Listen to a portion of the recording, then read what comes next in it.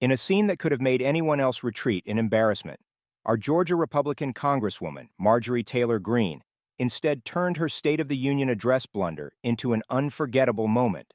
Her choice of attire, reminiscent of a M.a.g.a. themed Halloween, didn't just catch eyes. It inspired one of Joe Biden's most memorable meme expressions. Despite Biden accommodating her by mentioning Locke and Riley in his speech, Green didn't let up. She quickly found new angles to criticize the president, even going after him for a minor slip-up in pronouncing Riley's name. "He was thrown off by your interruption during such an important speech, Marge. A small mistake is understandable," people argued, highlighting her persistence in finding fault. Green's criticism didn't stop there. She took issue with Biden's admission of using illegal instead of undocumented, mocking him with an exaggerated Australian expression of disapproval. Mimicking her preferred political figure in exaggeration, she attacked Biden for his apology over the terminology used to describe LaCann Riley's accused, emphasizing her belief in Biden's weakness and allegiance to a globalist agenda. Biden, in an interview with MSNBC, confirmed his regret over the choice of words, clarifying his intention to respect all individuals who contribute to the country's growth and economy. He advocated for a controlled but humane border policy, distancing himself from Trump's harsher viewpoints. Yet, Green twisted his words, falsely accusing him of apologizing to the accused murderer of Lake and Riley, despite Biden's clear distinction between respecting immigrants and the individual actions of a charged criminal. This manipulation of Biden's statements reveals a tendency to inflate issues for political gain, similar to the exaggeration skills of a professional balloon artist. As one social media user pointed out, Biden's apology was directed at those offended by his terminology, not at the accused criminal, debunking Green's sensational claims. Green's tactics reflect a deeper strategy to keep her name in the headlines, leveraging every opportunity to amplify her voice and stance, regardless of the controversy it may stir. Her relentless pursuit of confrontation and spotlight not only showcases a unique brand of political engagement, but also ignites debates on the balance between advocacy and sensationalism.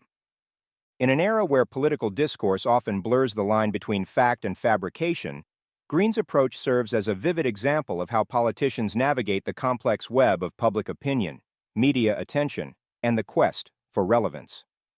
Her actions, while divisive, underscore the changing dynamics of political communication and the increasing role of personal brand in shaping public dialogue.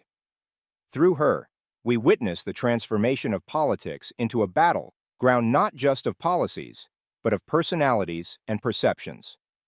M.a.g.a had a constant complaint about Biden pronouncing Riley's name incorrectly, to which a fellow commenter, Charlie Fox, suggested maybe it was a misunderstanding caused by the noise of the space lasers. The way Green has been handling the unfortunate passing of Riley has drawn criticism.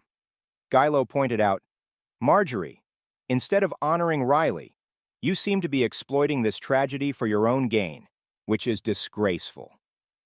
Ultimately, if Green decides to leave politics for a career in children's entertainment, especially if it involves making balloon animals, it appears no one would object.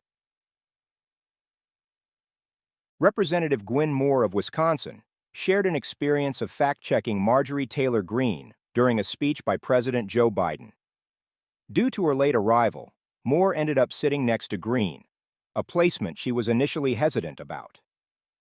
Despite intending to stay quiet, Moore found herself countering Green's remarks throughout the speech, aiming to promote understanding and empathy. Moore's patience was tested by Green's reactions during the speech, particularly during Biden's mention of historical figures and current issues. Moore used these moments to offer corrections and personal anecdotes, highlighting the ongoing struggles for voting rights and the serious impacts of COVID-19, in an effort to bring reality into their conversation. Adding to this narrative, Moore's efforts reflect a deeper issue within political discourse: how personal experiences and historical context can be overshadowed by partisan rhetoric. Moore's attempts to inject empathy and facts into her interactions with Green showcase a desire for a more informed and compassionate dialogue. In these discussions, the need for empathy and understanding in political debates becomes apparent. Moore's interactions with Green serve as a reminder of the importance of listening and engaging thoughtfully, even in the face of opposing views. It's a testament to the ongoing effort required to bridge divides and foster a more inclusive and understanding political environment.